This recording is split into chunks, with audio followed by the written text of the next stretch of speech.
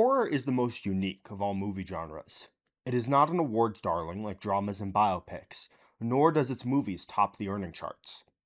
Because of their subject matter, very few horror movies have a PG or PG 13 rating, making the genre unappealing to families and inaccessible to teenagers, oftentimes the industry's largest spenders. Despite all of this, though, horror is arguably the most important genre at this current point in cinema history, being the most accessible for young filmmakers. The origins of horror go far back and are extensive, but the origins of the horror movie industry we see today can largely be traced back to a single film. The Blair Witch Project, famous for its massive box office returns on a shockingly small budget, changed the horror industry forever. But maybe not in the way you think. The story surrounding Blair Witch often focuses on its profitability percentage, but the ability for horror's box office to massively outscale the budget was not new information for most of Hollywood. Movies like Halloween and Silence of the Lambs had already produced large returns from small budgets, but what was so unique about the Blair Witch Project was its ability to replicate this as an independent feature. In a perfect world, maybe this development would lead to more filmmakers being able to separate themselves from the studios. But instead, studios chose to try and replicate the Blair Witch model on their own. There is no greater example of this fact than Jason Blum and his production company, Blumhouse Productions. Blum was working for Miramax, in the mid 90s when he came across an early access tape of the Blair Witch Project. While Blum did pass on it at the time, Blair Witch's later success inspired Blum to try and capture the same magic. This led him to found his low-budget, director-focused production company, Blumhouse Productions. Blumhouse Productions was founded in 2000 and struggled for its first 7 years in the industry, surviving off small-budget films while having no big hits. This all changed in 2007 with Paranormal Activity. Paranormal Activity, much like the Blair Witch Project, was a very small-budget found-footage horror movie from an upstart director. The film, shot on a budget of just $15,000, went on to gross almost $200 million, making it one of the most profitable films of all time. Blumhouse had modeled their company after the success of the Blair Witch Project, and through emulating it, struck gold. Since Paranormal Activity, Blumhouse has been able to use its model to achieve success many times. Movies like Insidious, The Purge, Get Out, or even the Five Nights at Freddy's movies are all examples of how Blumhouse uses its low-budget horror strategy to great success. Even the less critically successful movies like Night Swim or Imaginary are able to find their way into the green, exemplifying that a Blumhouse movie can be successful regardless of quality. The production company's practices have definitely been noticed and replicated. A24 has done similar work with directors like Robert Eggers and Ari Aster, and so has Neon with director Michael Shanks. In general, the rise of horror has seen the market share of the genre double since 2000, as well as make up a larger share of the box office. By following the model set by Blair Witch, Blumhouse has taken horror from one of the smallest genres in Hollywood to one of its largest. The rise in Blair Witch-style horror movies has not been without its detractors, though. The movie's low budgets, combined with inexperienced young directors, have led to the horror industry developing a feeling of homogeneity that horror fans have become critical of. Relying on young talent can definitely be a double-edged sword.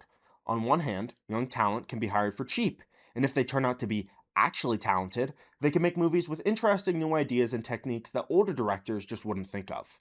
On the other hand, young, inexperienced directors, if not ready to take up a studio production, can make a movie that is flat and uninspiring. For Blumhouse, that means they need to constantly be on the lookout for young talent that can bring the sauce their movies need. If only there was some website that had a massive pool of untapped talent that could provide exactly that. Oh. 2026 has unleashed the floodgates on the idea of YouTuber turned horror director.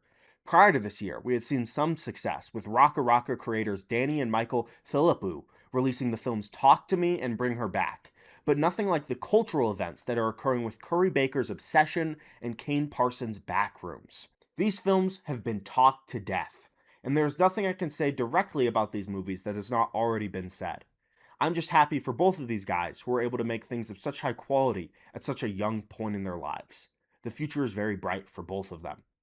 That being said, what I also want to focus on during this video is what exactly about the horror genre specifically has allowed it to become the voice of the young filmmaker, and why no other genres have really seen the same success at bringing new faces into the movie scene.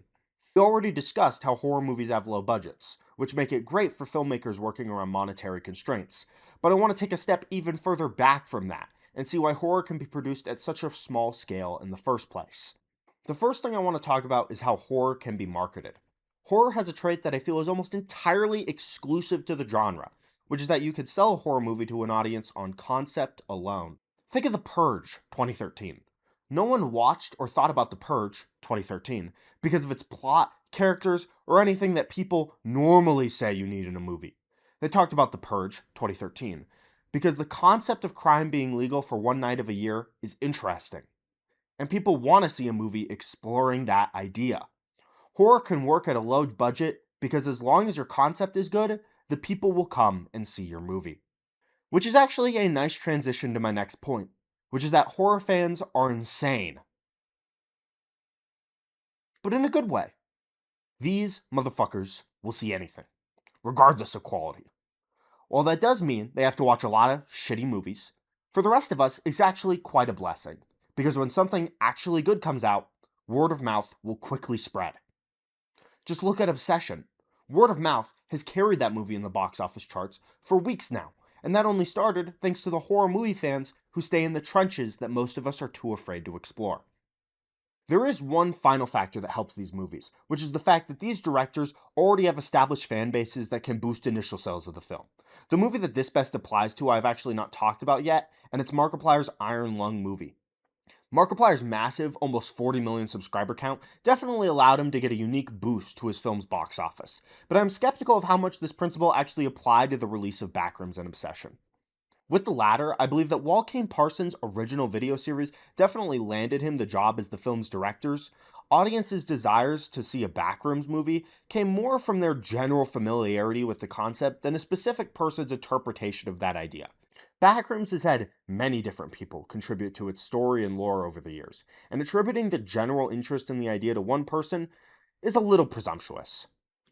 Not to say that Parsons' work on Backrooms wasn't exceptional, just that I don't think his specific interpretation got audiences interested in his film like Markiplier did with Iron Lung.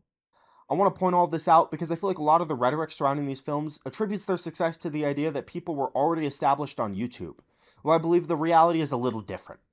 Parsons and Barker, after starting on YouTube, were recognized by the industry as talented individuals, and because of this, were allowed to access a film market that can handle experimentation. From this, both produced critically and commercially well-received films that proved they had a place in the industry. The lessons we should be taking from this is not that every YouTuber should be making a movie. Rather, that the website has a pool of untapped talent that the industry should focus on more. At the center of all of this is the horror genre, which, whether you like it or not, has proved instrumental in giving these young filmmakers their chance. Maybe in a more perfect world, more creatives would be able to explore other genres in their first films, and be less reliant on the studio system to let people see their work. For now, though, there's definitely still an element of having to play the game in order to get your work to be recognized. Not everyone can be Markiplier. Until we reach that more perfect world, I'll be grateful for the horror industry and how it allows young filmmakers' work to be seen. I continue to keep my eyes peeled for young, emerging talent all across the internet. Thanks for watching.